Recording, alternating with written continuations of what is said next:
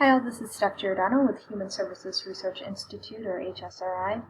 You are watching the second module for the NCI 2016-17 refresher training. In this module, we'll review the pre-survey information as well as the background information sections of the adult consumer survey. As a reminder, this is a refresher that is meant for those of you who have done the survey before and who are really familiar with the questions that are already in the survey. I'm going to be taking kind of a fairly broad look at the sections and only highlighting changes from previous years as well as questions that we know get to be kind of sticking points for a lot of people. Okay, so jumping right into this, we have on the screen right now the National Core Indicators Adult Consumer Survey. Please do always make sure, whether you're entering data in Odessa or on paper copies of the survey, that you're in the correct version, which is 2016-17. Really quick reminder of those various sections of the survey. We have the pre-survey form, which is information to help you all set up and conduct the face-to-face meeting. And the background information. This is more personal information, some demographics, information about health screenings and such. These first two sections are what we'll focus on in this module. Then we have Section 1 and Section 2 of the survey, which is the face-to-face portion of the survey that's conducted with the individual, sometimes with the proxy respondent for Section 2. And then at the very end of the survey, we have the surveyor feedback sheet. That is a spot for you all to give comments to us at HSRI about any issues that you may have had, and going through the survey, some comments, suggestions for questions in the survey as well. So we get to the pre-survey form, and this again is information that is not collected or analyzed by HSRI. This is information that we've identified as being useful for you all in setting up and conducting the surveys. So it includes information like how to contact the individual and legal guardian if applicable, if there are proxy respondents identified as possibly being able to support the person to answer questions in Section 2 if necessary, if the person needs any accommodations. Then we have a number of questions that link to questions throughout Section 1 and Section 2 that have these bell symbols.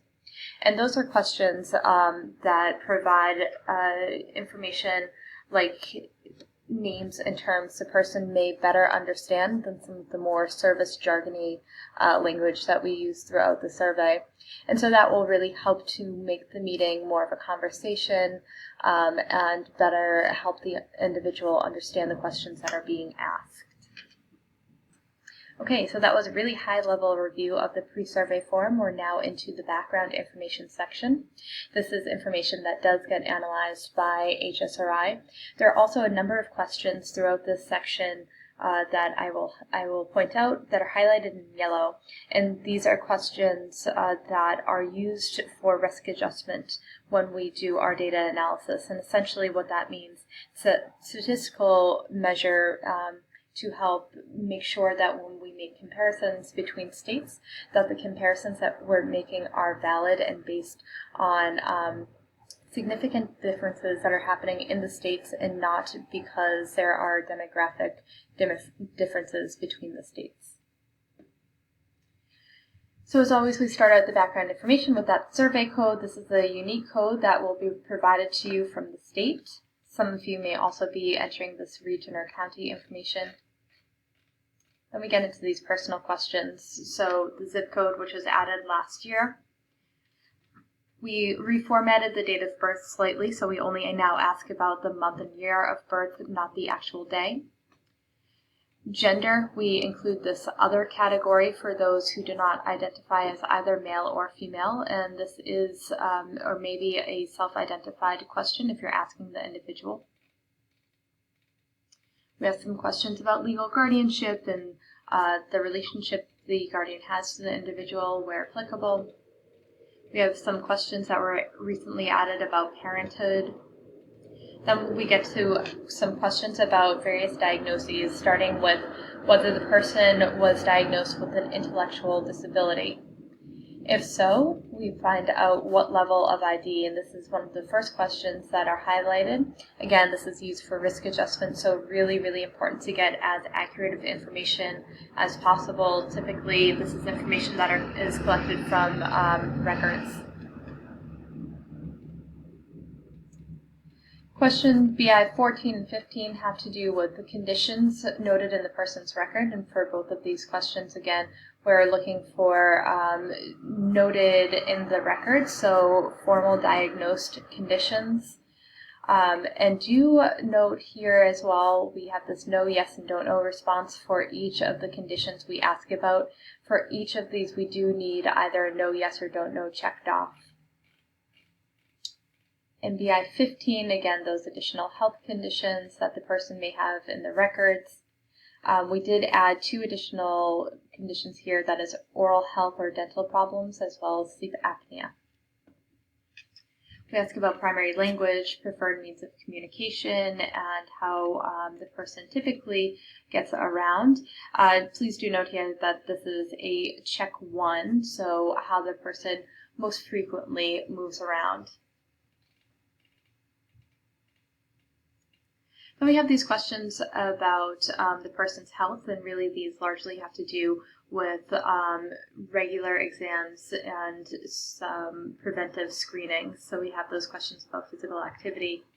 Do want to remind you all here for the question BI 21, when was the last dental exam, that this is routine preventative care. So not that the person had to go to an ER or had some emergency visit because of tooth or mouth pain, but a regular exam.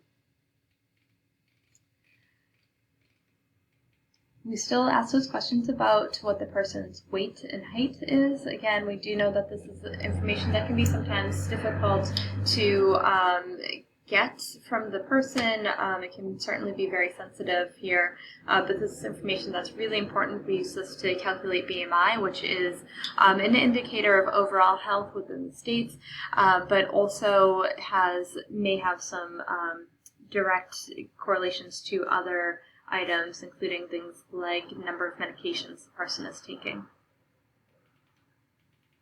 For BI 28, when was the last PAP test, we changed the age validation here slightly. So we previously reported for all females. We now are looking at females 21 and over. For question BI 30, when was the last screening for colorectal cancer, you'll notice that this has changed fairly significantly, so it's now a check all that apply, and we have various screenings and schedules that you'll go ahead and check, all of which the person had. And these changes are all based on recommendations to make sure that we're up to date with the standard recommendations for various preventative screenings. Then we go into some questions about medications, so whether the person is taking any medication for mood, anxiety, or psychotic disorders, and if so, how many. And separately, if they're taking medications for behavioral challenges, and again, if so, how many. And really, again, an important note here, even if the person is not identified as having any of these conditions in that BI 1415 question, you will please do find out if they are taking medications for any of these challenges. It may not have been a formal diagnosis. Then we get into some questions about residence types. This has largely remained unchanged. However, we did try to clarify a number of points in this section, including question BI 39, is the person's residence owned or controlled by a service provider? So we tried to clarify what we mean by controlled, as well as when and how this question should be responded to.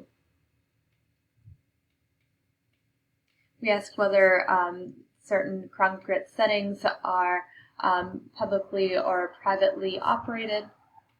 BI 41 is a bit different from previous years, so we now ask, is the person named on the lease, deed, or other legally enforceable rental agreement? So we're no longer just looking at a lease. We're looking at really any kind of rental agreement the person may have gotten into. And this is asked to all people, not just those who are in various setting types.